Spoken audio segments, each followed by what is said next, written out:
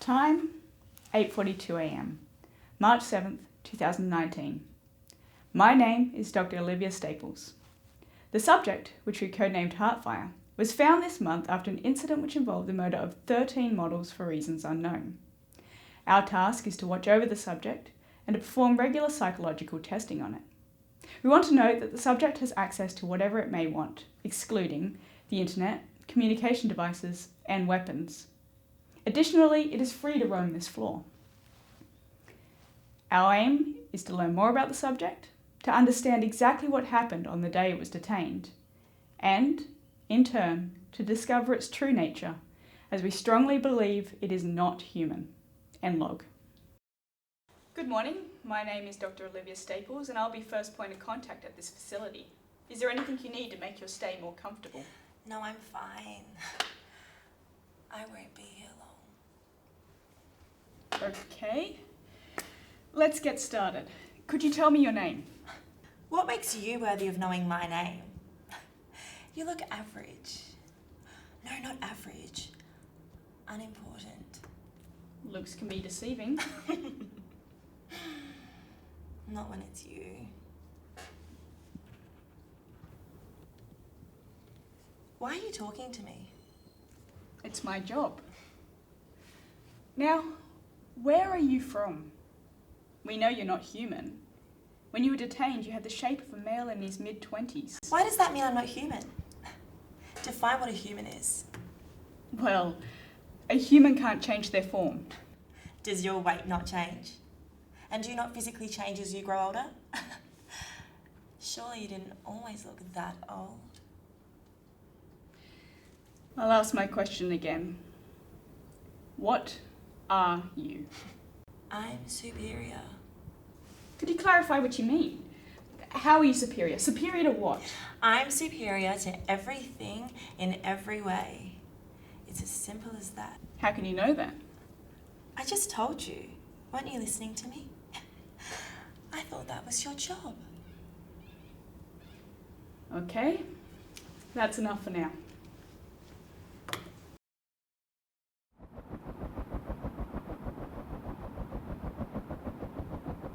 Day 2, 10 a.m. Since yesterday, the subject has mostly looked at its reflection and wandered this floor. It has access to many recreational activities, however, it has barely glanced at them.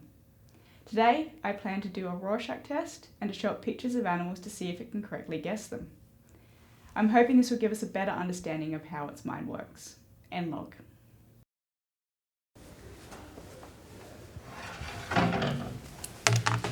Good morning. Today I'm going to show you some cards and I want you to tell me what you see.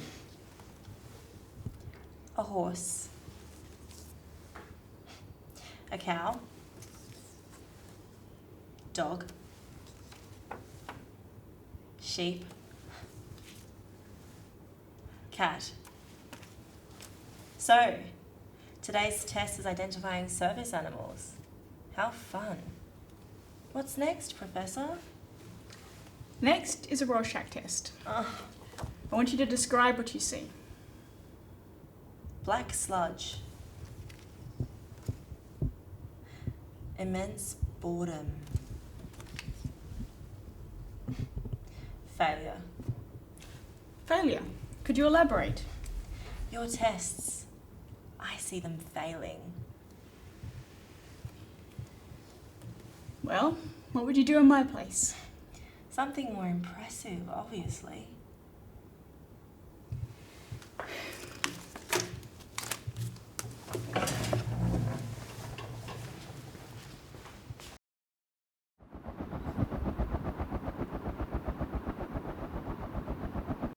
Day 3, 9:01 a.m.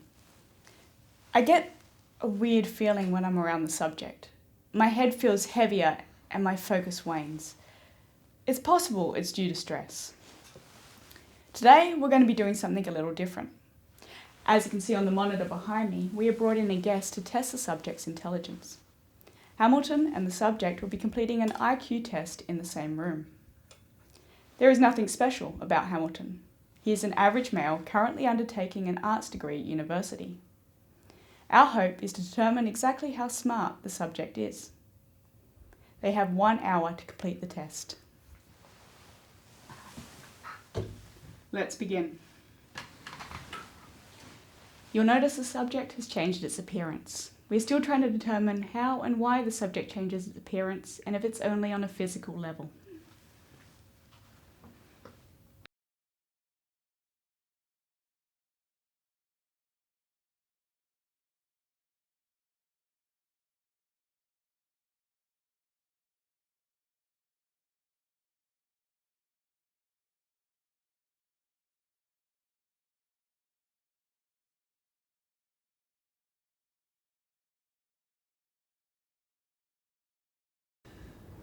So, what do we do now? I don't know. They just told me to do the test. Sure they'll get us when they're How ready. did you go on that test, Hammy? You look like you were struggling a little. You shouldn't have. It was so easy. No, I didn't struggle.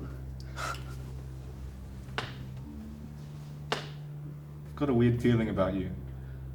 I can't quite place it, but you seem almost like not human.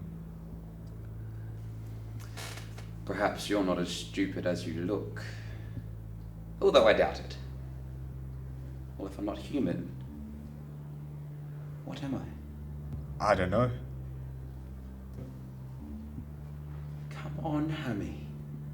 You look like a type of guy that likes science fiction shows. Take a guess. I couldn't guess. Fine.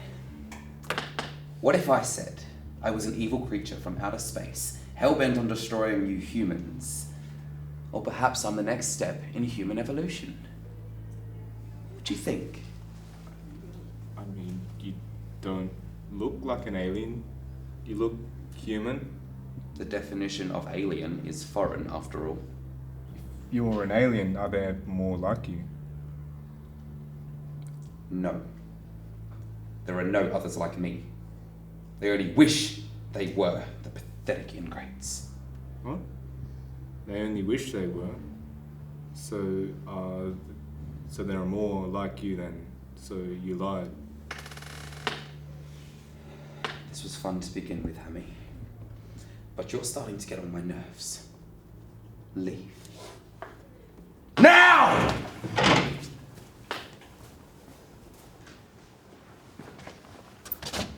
You said to the subject that it feels different. How did you come to that conclusion? I guess I didn't feel a human's warmth. It was cold and I felt confused around it. I've never felt like that before. Well, except it's nothing. Thank you, Hamilton. I'll get somebody to escort you out. Time, 1:02 p.m. We are conducting a second IQ test. We have given the subject a few hours alone just in case it's still agitated from this morning. The results from the first IQ test are as follows. Hamilton scored 86 and the subject 115, which is just above average. We weren't surprised that it received a higher score. We have brought in a second guest to complete a final IQ test. Mike is a physicist and has an IQ of 128. Take note that the subject is still in its previous form. We are curious to see if it changes its form once Mike enters the room. Begin the test.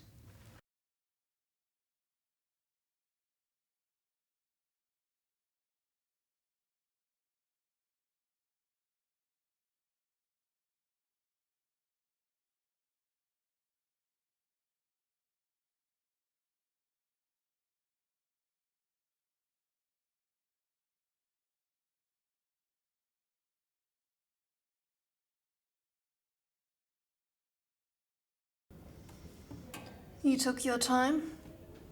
Thought you were to be smart. Although, I think Miss Staples would have taken much longer. It's weird. You look so much like her, but you can't be.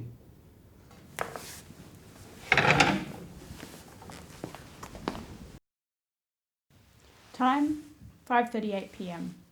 Test results are as follows.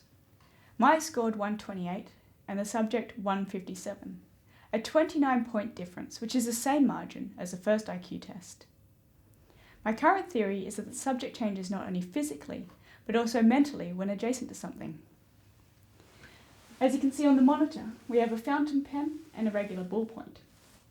After reviewing the feed, we have found that the fountain pen is actually the subject. In case it changes back, I won't go in there as I want to see how long it holds this form. So far, we have only seen the subject change into organic forms, but now we know that the subject can also change into inanimate objects too, which begs the question, can it change into anything? Lastly, I want to find the reason as to why the subject repeatedly focuses on me and my abilities, or in its mind, lack thereof. It even does this when it's around guests. If I can find the reason, I'm hoping this will give us a better understanding of its motives. Oh, and interestingly, the subject turned into one of Mike's colleagues when he was in the room with it, although I have no idea how it knew what she looked like or even why that form. I could stipulate telepathy, but it's too early to make that hypothesis. End log.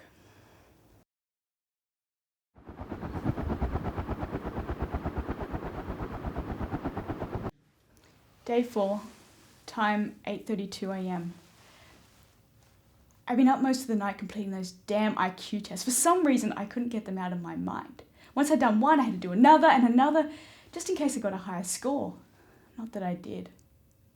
Another thing, I keep feeling out of place, confused even, but I think it's probably due to a lack of sleep. Also, I must remember to talk to the building's maintenance about the air conditioning. It's getting fairly cold in here. Anyway, today I've set up another intelligence test.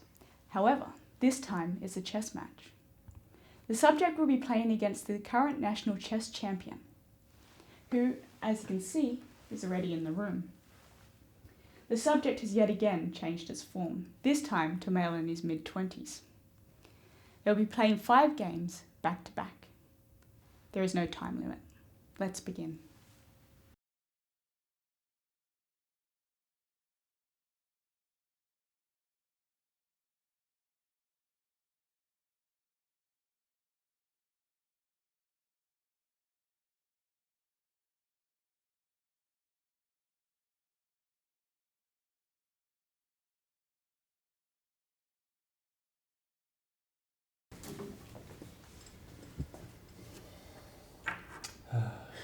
Wow, you suck.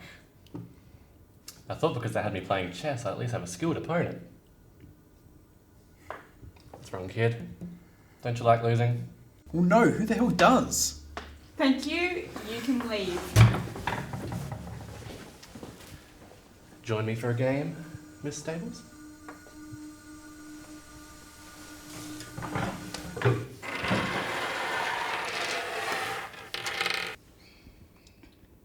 How should we choose who goes first? You can be white. You do realise you have a higher chance of winning with white, as the first move is always crucial. Not always. You look tired, Miss Staples. Stress keeping you up at night? There's nothing to worry about. They're only IQ tests. Everyone knows they aren't very accurate, but you wouldn't know that. Otherwise, you wouldn't have had us do them now, would you? How did you know I did an IQ test? She'll move.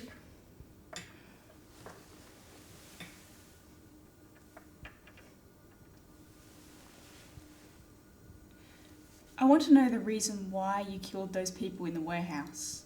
They weren't trying to harm you. Kill them. How did you come to that conclusion? You were found at the scene holding a bloodied knife and smiling. If you didn't kill them, who did? Okay then, let's go back to the incident. Your men came in, guns at ready, me in the centre, surrounded by dead bodies and holding a bloody knife. And yet, so were they. Everyone in that room had some sort of weapon. Are you telling me they all committed suicide? at the same time? Sure. What would be so odd about that? People kill themselves all the time. For example, 72 AD, Israel. A collective suicide occurred to avoid a massacre at the hands of the Romans. Yes, but... March 26, 1997, a cult leader and his followers committed suicide because they believe it was a quick way to heaven. Yes, however, the cult was coerced into doing so, and the Israelites believed they had no other choice. And what's so different about the models? So you're telling me you didn't kill anyone, correct? Would you believe me if I said I did? I can't determine that yet. Okay then, if you're so fond of questions, then let me ask you something. Are you married? No, but I'm engaged. Then why aren't you wearing an engagement ring? You were wearing one earlier, yet not now. It's because I, Did he see you for who you truly are? A screw-up. Did he realise he no longer wants to waste his life on you? Would you look at that? Checkmate.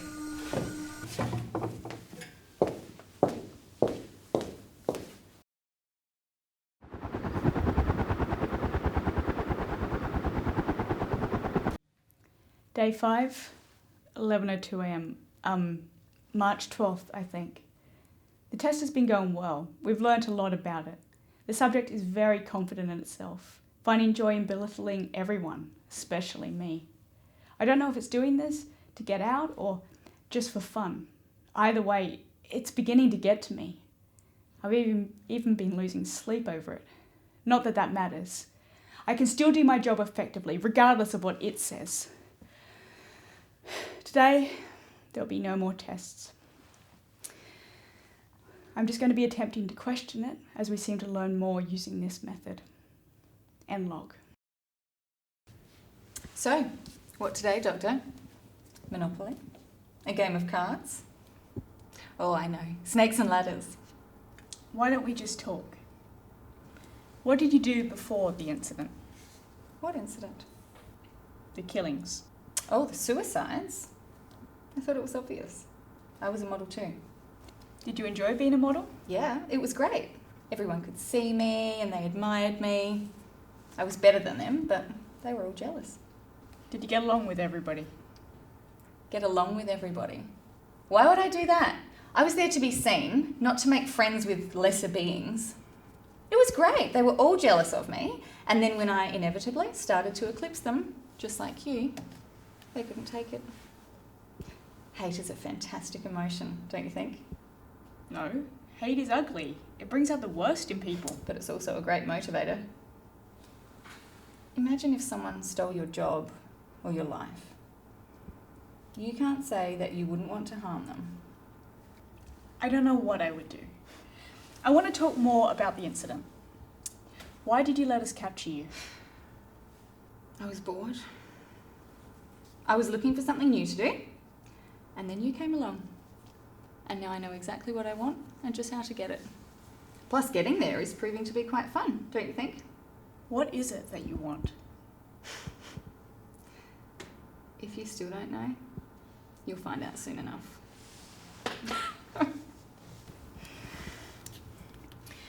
Why did you get angry at Hamilton when he asked you a question?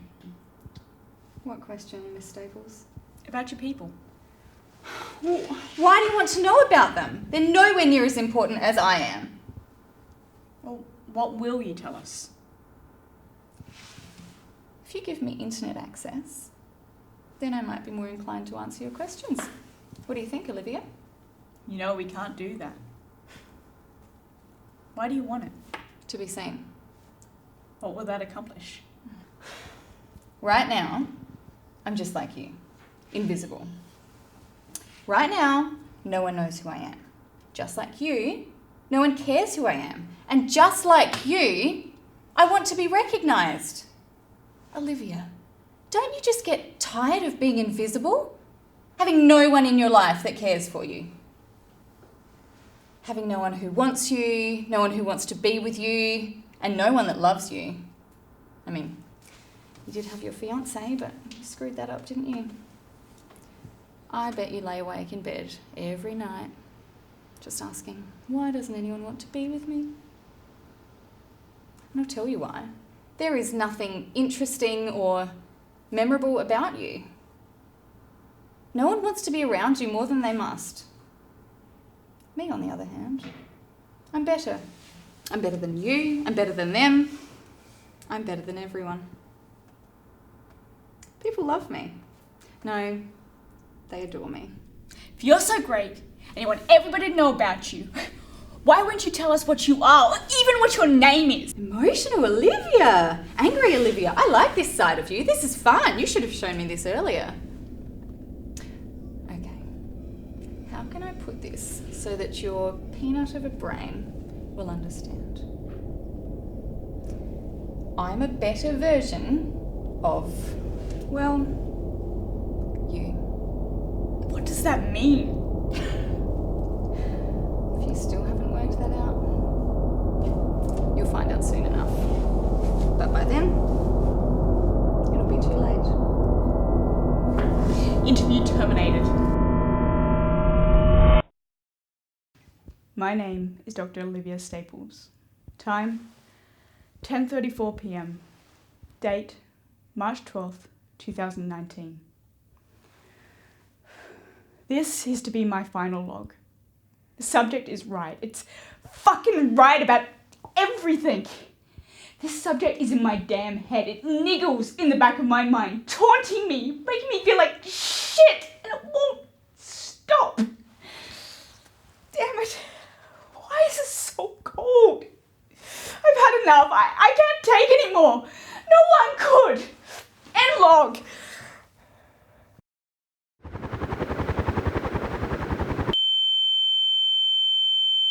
Good morning. My name is Dr. Olivia Staples, and as of this morning, we have decided to cease testing on the subject.